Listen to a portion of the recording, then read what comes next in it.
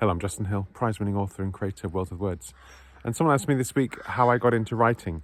Quite a roundabout way, to be honest. I was in a rudimentary reading class at school. I was dyslexic, and it was in times before they knew what that was. My parents were both head teachers and were mortified that their son was in special reading classes.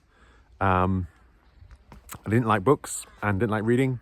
And one day, the kid next to me, Mark Camacho, had been reading The Hobbit, and he talked about it and about killing a dragon. That sounded pretty interesting to me. And so I read The Hobbit and really enjoyed it. And then I went straight on and read The Lord of the Rings and was just completely blown away. Blown away in that spellbound, I think, is probably the best way of describing it. Spellbound in the sense of the kind of the old Anglo-Saxon meaning of the word, which we still have in gospel, which is good story. So that to be spellbound now means kind of being captured by magic, but in Anglo-Saxon times was more similar to being kind of captured by a story. So I was completely spellbound. I couldn't believe that you could make up a world that felt so real and so powerful, and yet it was fiction.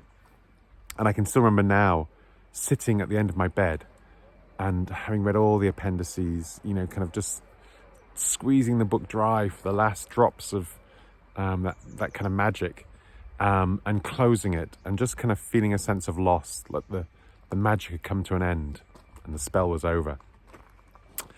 And I thought, I want to do that. And when I grow up, I want to tell stories. So I was 10 when that happened, because one of my kind of treasured possessions is a set of hardback Lord of the Rings, which says, to our budding author, on your 11th birthday. So that's how I became a writer. And of course, deciding you want to be a writer is the easy bit.